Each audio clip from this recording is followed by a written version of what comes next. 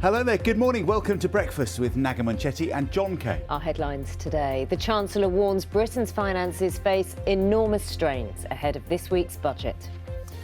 The funeral of Captain Sir Tom Moore will be held today, the Second World War veteran who raised tens of millions of pounds for the NHS.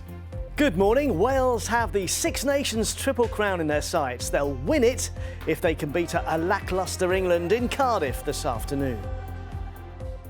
And we're stepping into the weekend in the company of high pressure. That will deliver plenty of sunny spells and a bit of blue sky for many of us. Not everyone, however, with some mist and fog patches forming over the next couple of days. I'll be back with all the details. Good morning. It's Saturday, the 27th of February. Our top story is the Chancellor has said he'll use Wednesday's budget to level with the British people about the state of the economy in the wake of the coronavirus crisis. In an interview with the Financial Times today, Rishi Sunak warns that the UK has been left exposed because of its high debt levels.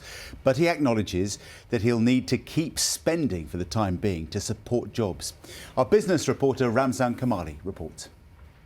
With government spending heading towards £300 billion to deal with the pandemic, the unemployment rate hitting its highest level in 5 years, and the UK economy shrinking almost 10% in 2020, all eyes will be on the Chancellor next week when he delivers his budget on Wednesday.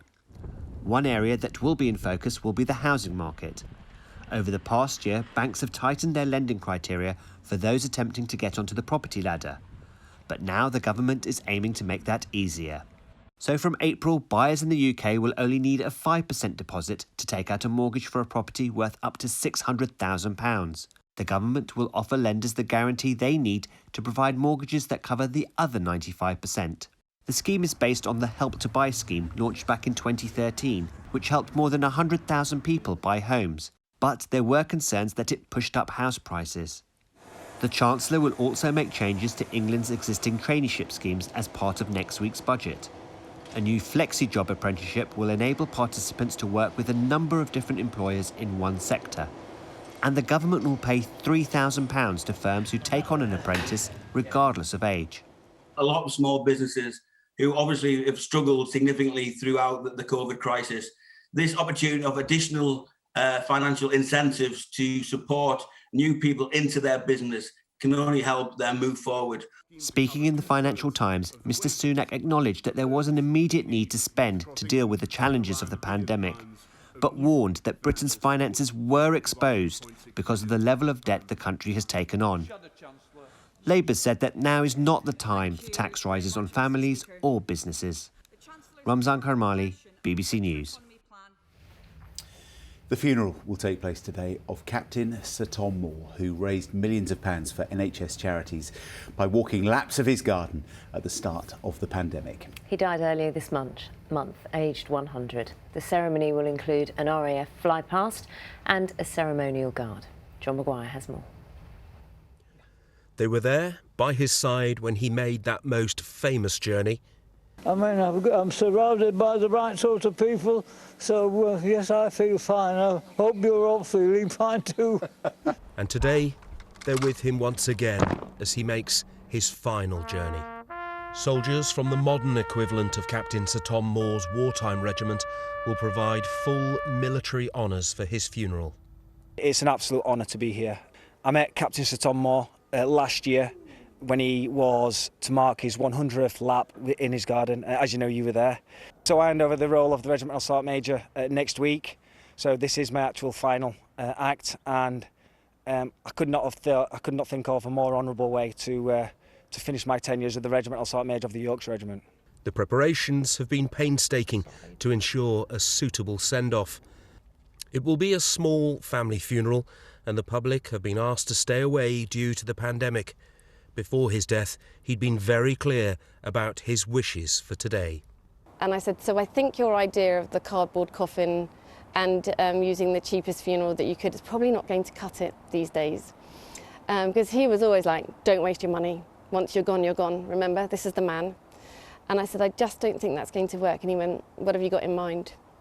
And I said, I think it's not what I've got in mind. I think that you should think what you really want. We've kept to his wishes, we've kept it simple. There's 8 of us. You can imagine how many people there could have been you know, in these times, he's met lots of new friends and lots of new supporters. We've created a funeral that I think that he would look down on and say, "Good job, girls." An aircraft he would have seen overhead in wartime Burma, the Dakota, from the Battle of Britain memorial flight, will fly past at midday to mark the beginning of the ceremony, followed by a 14-gun salute. The service itself will hear tributes from his daughters and grandchildren. Walk on through the rain, though your dream. And the music will include his record-breaking duet with Michael Ball, singing "You'll Never Walk Alone."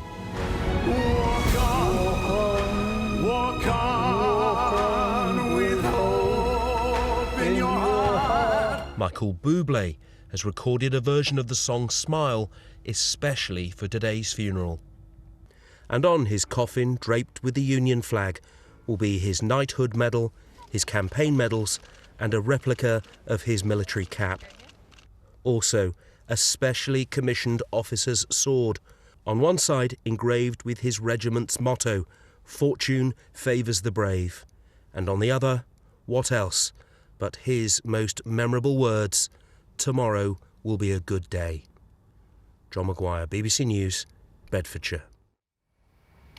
A man that touched so many people over the past year and almost defined, being kind to one another during the pandemic. So he, obviously, when he died, so many people reacted and felt, quite a personal loss as well. And of course, lots of people have lost loved ones. Yeah. But just the hard work he put in with his family and put himself out there. Do you remember when John interviewed Hannah and just said, "Thank you for lending him to us"? Totally spot on, yeah. Yeah, this John Maguire will be reporting for us later this morning. Obviously, it can't be a big funeral, the kind of funeral that he would have got in normal times, just a small family funeral. But John's been working with the family and speaking to them, and we'll hear more from him later. Time now is 7 minutes past 6. The former First Minister of Scotland, Alex Salmond, has said there is no doubt that his successor, Nicola Sturgeon, broke the rules governing the behaviour of ministers.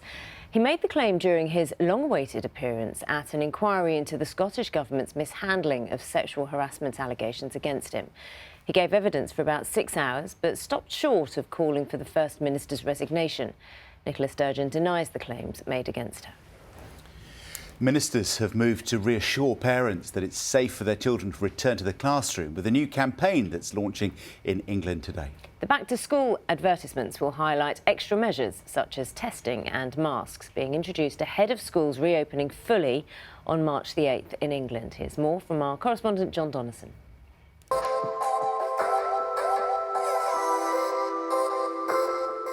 These are some of the reasons the government in England think it's important to get young people back to school. Teachers' unions, though, are urging caution. Our view is that it is the right time to go back into school. We would have had a phased return because that's what we see in Wales, in Northern Ireland and in Scotland. We haven't really seen the evidence for why it's so different in England. On the other hand, this is all about managing risks, and the risks of children not being in school are very significant as well. So yes, it is the right time, but let's be realistic and recognise that it must be done with a real sense of honesty and of caution. And the unions are unhappy that the government has rejected the idea of prioritising teachers for vaccinations. Instead, age will continue to be the main factor driving the vaccination timetable. The government has pledged to offer the vaccine to everyone over 50, as well as those in specific at-risk groups by mid-April. It will then work down through the age groups, starting with those aged 40 to 49, then 30 to 39, and finally 18 to 29, aiming that all adults should have been offered at least a first jab by the end of July. But despite the rapid progress on jabs, at the latest Downing Street briefing, a warning not to become complacent. It's a bit like being 3-0 up in a game and thinking, well, we can't possibly lose this now. But how many times have you seen the other side take it 4-3? Do not wreck this now. It is too early to relax. And as we head towards spring, although cases are continuing to fall on a national level, in 1 in 5 local council areas, infections have actually started to slightly rise again. John Donnison, BBC News.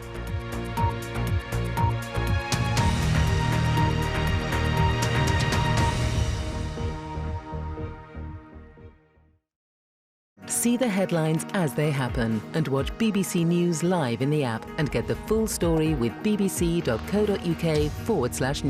Follow the story for all the latest with BBC News.